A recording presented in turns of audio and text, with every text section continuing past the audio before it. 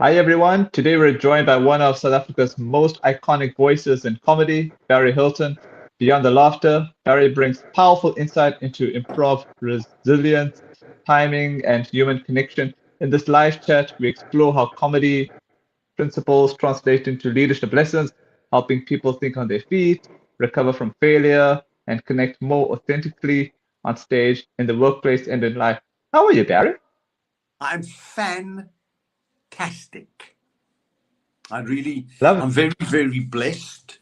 I Uh-huh. went through a bit of a bad time 5 years ago now, but Oh, no, it's fine.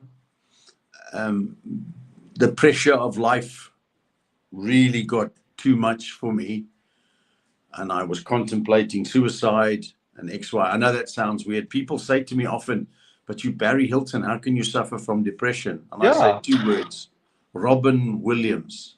And they all go Yeah. like, wow, wow. So when I was lucky enough when I had a breakdown, Hmm. I went and I got it sorted out. But I've used humor as a tool. Mm.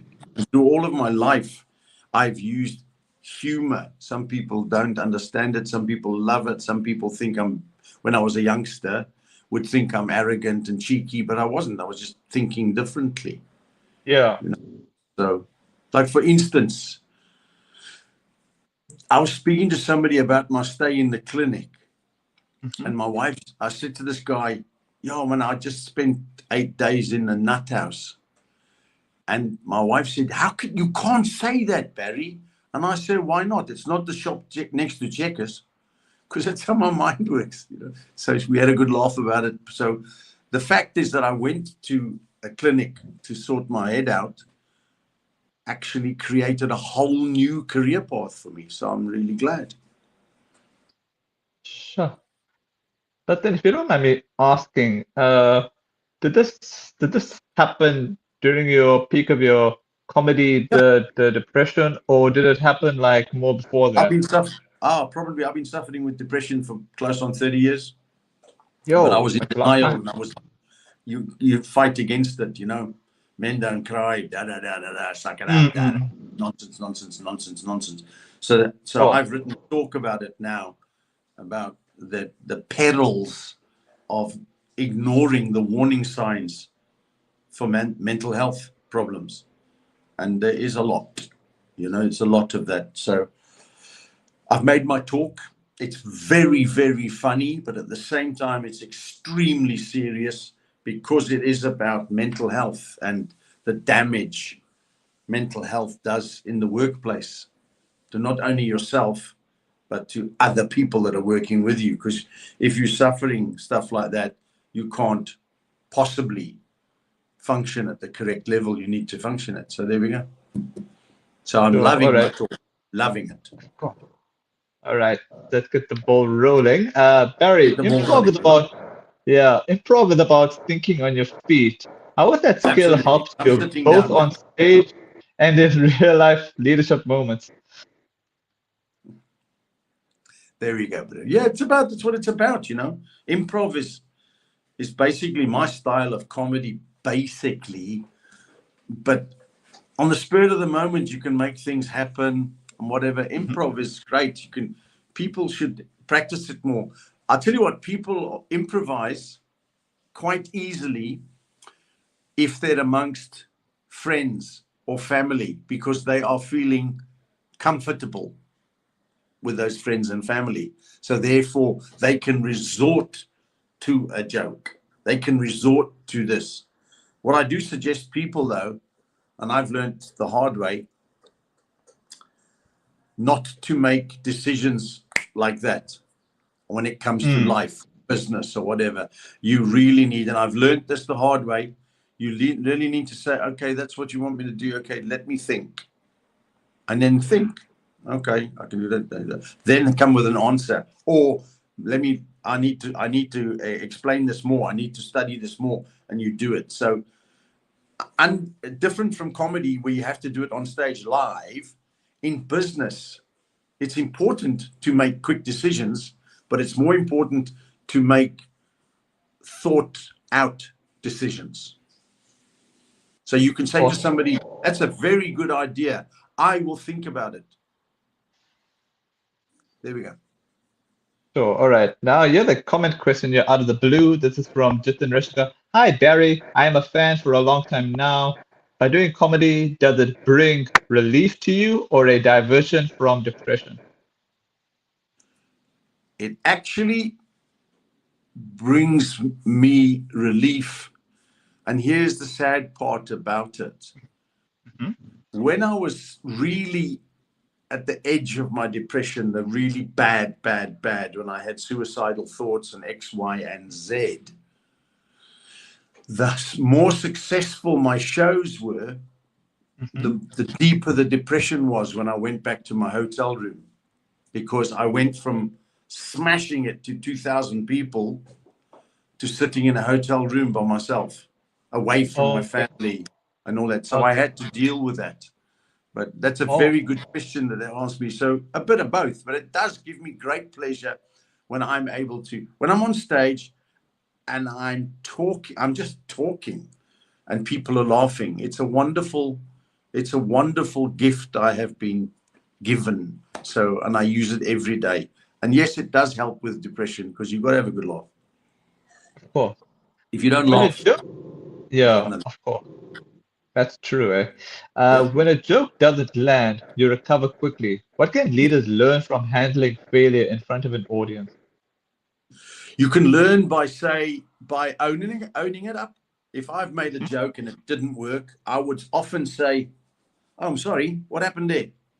And then I would engage with the person that wasn't laughing, and they'd say, "But I didn't." Oh, okay, da da da, and then I would carry on. So you engage and admit that you've made a mistake. You admit that, oh, you need some help here, because imagine you're a boss and you say something and it's wrong, and then you can use that as an opportunity immediately to go to a person that's listening to you and say, I'm using an answer thing, Shirley, what do you think we should have done? So you take it from being a negative and turn it around to a positive. And I do that on stage as well. I mean, I'm glad it happens. It happens, but you have to do it. You know, that's part of life. It's not only improv and comedy, it's life. You have to learn from other people constantly. Awesome. Do you think comedians are naturally better at resilience because things go wrong all the time? I think because it's a chosen profession, Hmm. it's not like work for me. Okay, so if I have a bad show, if I've done something wrong, I come home and if I have a sleep or whatever, I just come home driving in the car. I think, okay, that wasn't so lekker. However, I will do better tomorrow. So because it's my chosen profession, you know, they always say that thing, if you do something that you love, you don't really work. Yeah. So I'm thinking I made that mistake, but I won't do that the next show. But often I remember when I was an electrician, I hated being an electrician, and I was a bad electrician because I had no interest in it, nothing. So if I had a bad day at work, all the way I was driving home and that, I'm thinking, that's it, I'm going to quit. I'm out. I can't do this nonsense anymore. But it's so different when you love your job or your profession or whatever. It's a big deal because everybody has bad days. Everybody. So you got to get over it and use it as a learning, as a step ladder almost to get to the next level again. That's true. Timing is everything in comedy. How does poor timing affect leadership, decisions, and communication? You know, poor timing. Well, if you time a joke wrong, Mm. your delivery is wrong. Your joke falls flat. No matter how good Yeah. your joke is, your joke, your idea, or whatever is, if you do it too fast, you do it too slow, you forget something, you do that, whatever. So that you learn that it's a lesson that you learn. And if you're putting it in a business perspective, you can't be talking about section A and then go back to section Z or whatever, and then back again. You have to have some sort of flow. And if you do swap around, you have to have a link. So imagine talking to your staff and then all of a sudden you answer your phone.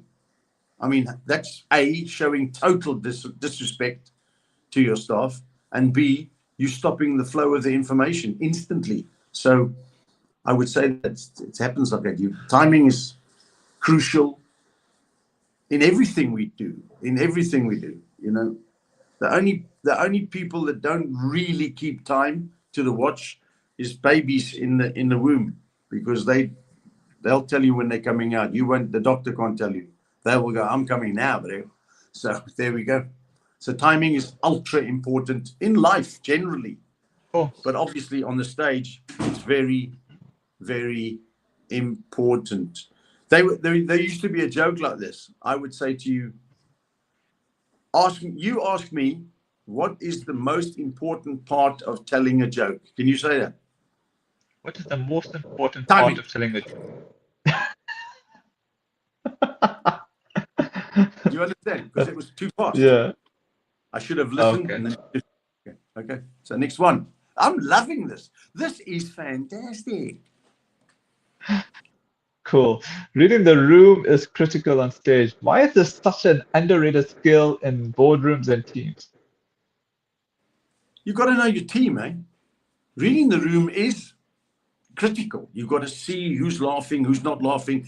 If you can see the people, or the lights too dim, is the sound getting to the people, or whatever. But if you are a manager, for instance, and you go and you're talking, da, da, da, da, da, da, da, da, da, da, but your staff are going like this, and then you just carry on, you failed. You've got to slow down and say, okay, let me think of this differently.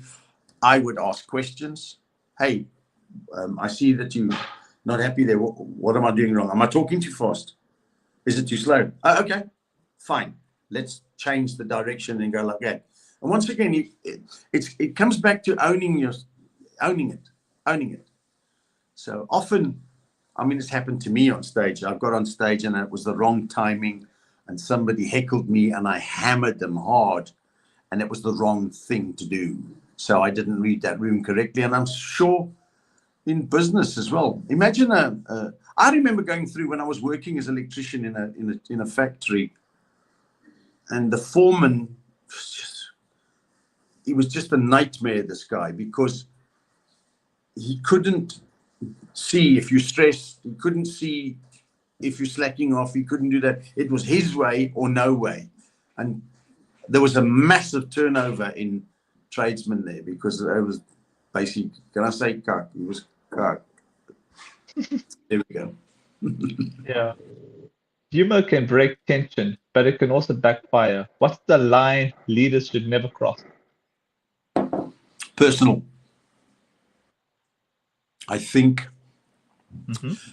even if you're personal but ugly with it, no good.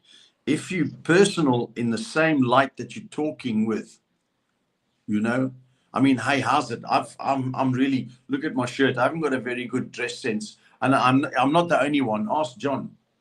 That's being funny. Do you know what I'm saying? So, but you self-deprecate. What's it?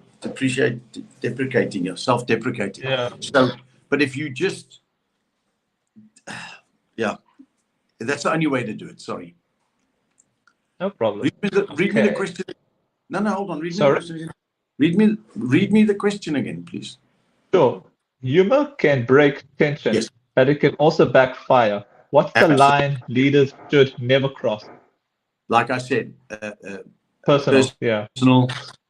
I don't tell jokes about people that I have a hard time. However, my brother and my mother first, and then my brother, both got cancer and passed away.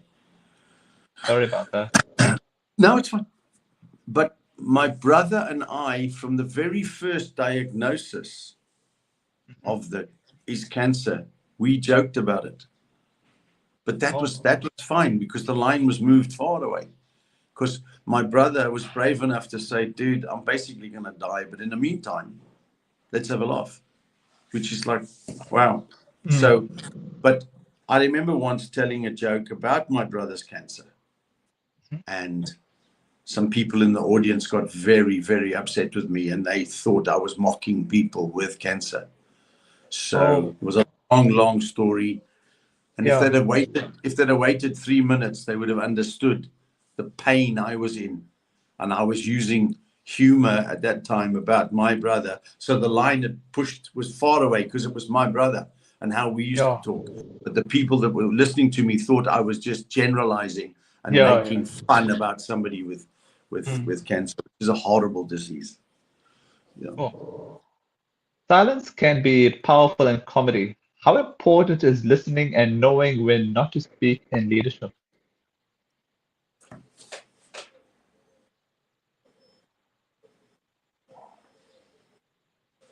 I'm listening. I'm only kidding. It's very, very important. I have a hard time dealing with that because I have ADHD. So I'm talking to you. You've given me the information my brain needs to receive, and then I go, okay, next, bang. It's something I struggle with daily, every day. I struggle with that every single day. But you have to listen. You have to listen to people. You have to think, okay, what are they going to say? And they do that. So it's very, very important. But silence, have you ever seen in the movies when somebody's just died and somebody else will say, how is John? And that other person goes like, that silence is telling them, dude, John is not lekker. You know what I'm saying? So silence. But when you're talking to people, there's a trick I show people in my course. By the way, I do a course called Talk Like a Pro with Barry Hilton, where I show people how to talk. No, I don't show them what to do, but I show them how to inject humor and weigh things into their talk. And silence is a massive part of anybody's conversation, because in South Africa, I'll give you an example. Hi, I'm Barry, and I'm talking today via internet with a really cool guy in Durban. Okay, I said so that's signaling to your staff, to your people, that you really don't know what you're talking about. But if I said, hi, I'm Barry, silence. I'm talking today via the internet, silence, to a really cool guy in Durban. Now, it's the same sentence, but I'm Barry. People go, okay, he's Barry. He's talking today on the internet. Okay, I got that. That's how it is. So silence is massive in conversation. It's quite weird, isn't it? You think words are important, but silence in between the words is ultra, ultra important. Awesome. South African audiences are famously honest. How has that shaped your ability to connect with people across different environments? I think South Africans in particular, and you're right, if we don't like something, we basically say we don't like it. There's very few people who will say, no, that's cuck. They will go like, do you know what I'm saying? But they're honest. I didn't really like that, but whatever. So it's important. South African audiences are harsh, my friend. They are harsh. And because we have so many different cultures in South Africa, it's quite easy to almost offend somebody without even knowing it. But South Africans are great. I think South Africans are basically down to earth more. I go overseas and every country thinks that their people are the best in the world. But there's some countries that really get up my nose. When you go there, there's nothing better than their country. There's nothing. What irks me more than anything else? When a person comes from another country and emigrates to our country and then slags our country off all day and night. Oh, in England, this is so much better. Oh, in Germany, they do that. Oh, in France, they do that. Da, da, da. That's an insult. So if they like it so much in France, then go there. So that's the truth. So I South agree Africa. with you. I remember I used to work at this club in Johannesburg, right next to the airport, and it was really a tough, rough club. It was when I first started, and I said to a guy once, "Oh, hi, how are you? You from Liverpool, you know?" He said, "Yes, I am." And then he said to me, "But you wouldn't last 10 minutes on stage or anything in Liverpool." And I immediately came back and said, "Is that why you emigrated?" And then somebody else said to me the one time, I said, "Where are you from?" "Oh, I'm from Scandinavia." I said, "How long have you been here in our beautiful country?" He said, "Too long." And I immediately said, 15 minutes down the road is an international airport. You're welcome. So, boom. Yeah. If you don't like South Africa, leave. So what do they say when you give them those responses? Well, they're shocked because I'm blunt enough to say to them, "Well, if you don't like it, leave." Right? And the guy that said to me, I wouldn't last 10 minutes in England, was expecting a big laugh from the other people mocking me. But because I answered him back, he was like, "Whoops." Strangely enough, after the show, after that particular show, the guy came up to me and said to me in this British accent, "Sorry, mate, I was out of order. That was very quick. I'm sorry." I said, "No, great, man." And we actually became friends. So just shows how a little bit of humor can work and mend bridges. Yeah, I think it's called like laughter therapy humor. Yeah, it's laughter. Yeah. If you Confidence is can't laugh, you sorry? can't live. Of course, of course. That's true. Confidence is tested when an audience or team isn't responding. How do you Yes, stay grounded and keep going? keep going. Well, basically, if you're talking about something, and I'm using again on the stage, I've got things that I've written or whatever. My shows are never scripted, but I write a lot of things down and check that and check that and check that, and I can remember that. So once again, if it's not working too well, you have to have the confidence to push through because you know it's right. You know, but if you see that you're talking to your staff and they're not listening to you because they're sitting on their phones or something like that, then you should have the confidence to carry on and say, "Hey, I'm talking. Use the phone later, please. Thank you." And that exudes now authority, dude. We're talking. This is serious. Put your phone down. Thank you. Whatever. So, but if you imagine you say that and you look at the guy on the phone and you go to pieces, how can that portray you as a solid manager or an owner of a business or whatever? So it's a very important thing that you've got to have pushback and you've got to be confident, because if you're not confident at what you're doing, what are you doing? Yeah, that's true.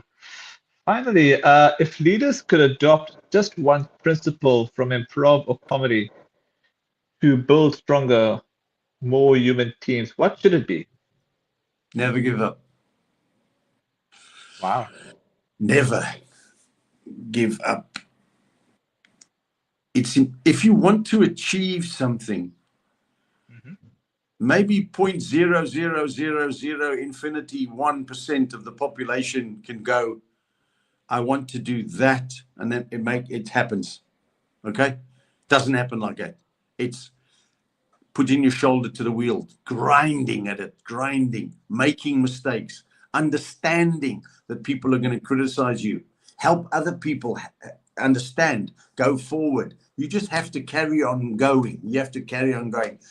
If you're flogging a dead horse, say, and your product is Mm. rubbish, whatever, you should have the brains to say, "Okay, That's me. But then carry on with something else. Don't just give up and curl into a ball. I'm very lucky that I'm maybe dyslexic. I've got ADHD. I can't spell. I'm basically thick, but I have tenacity. But it just, I think if I had a slogan that you had to put Barry Hilton, it would be, I never give up.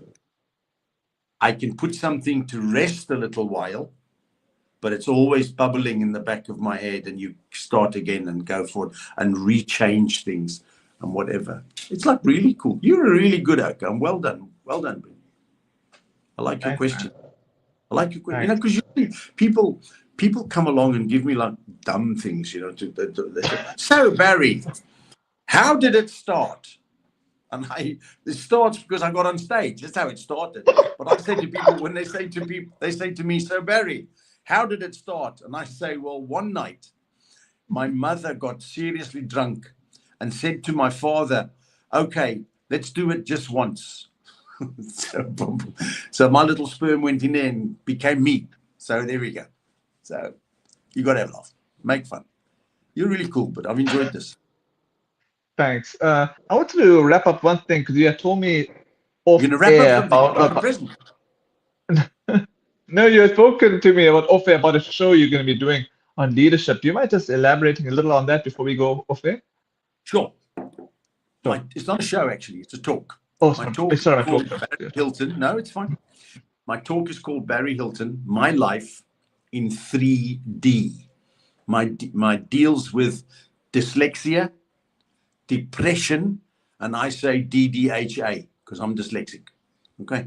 And how I use humor as a fantastic tool for resilience. And my whole talk is about my life, that things, bad things that have happened to me, or negative things that have happened to me, and how I've been able to turn that round and use humor to go forward and carry on. And I show people how important the value of humor is in everyday life. And it's a talk, it's a mental health talk. It's about stress. Because, you know, in South Africa, I think we're number 8 in the world for suicides. That's frightening. Wow. Yeah. We're number 8 in the world for suicides. So a lot of companies now are, thankfully, are realizing that my talk is of value to them. Strong value, because I bring along this very, very serious talk about mental health and my thoughts about suicide and doing stupid things and all that stuff, and how I used humor to battle that and to go forward and make it forward. People say to me, one of the things that somebody said to me, were you in a clinic? And I say, yes, I was actually. I had a serious breakdown. And they went, oh, I said, but it serves me right for buying a Fiat. So that's how it just turns around, you know. So my talk is about that, using humor as a fantastic tool for resilience. And it's free, except the boss has to pay me to talk. But for you, it's free. Wow. So which date is the talk? It's all the time. You can actually, if you go onto my site, barryhilton.com, Okay. we can do it. And I've also just, if I may, since we're advertising, I've just finished an online course called How to Talk Like a Pro with Barry Hilton. It's in 3 sections. I tell the people the do's and don'ts, what they must do before, during, and after their talk. Then I have another section. It's a course a sub-course that I've written to show people how to utilize humor, not to make jokes, to make humorous lines about themselves and whatever.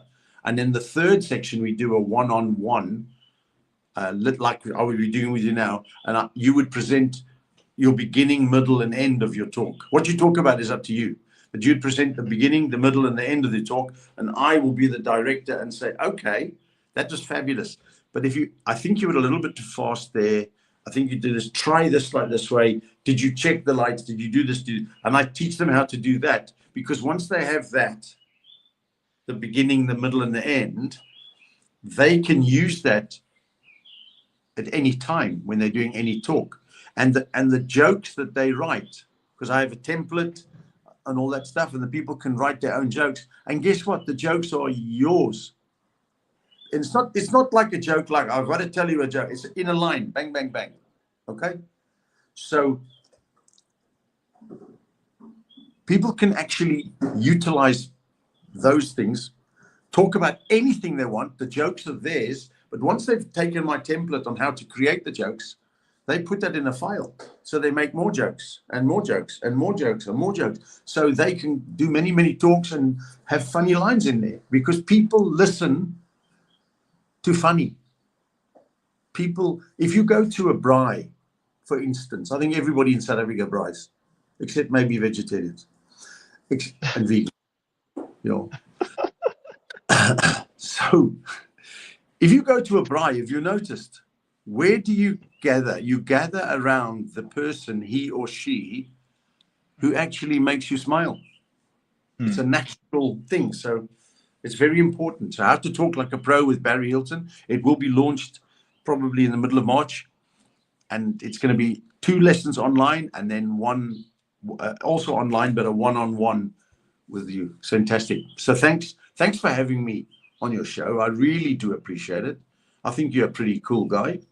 And if you're not busy, next week we can have a chat and you can come onto my podcast. Not really, I haven't got a podcast, but I just think it's cool. Thanks for having me, and thanks for the people out there that are listening to me, my cousins. Thanks so much for your time. Just thank you. Have a nice day.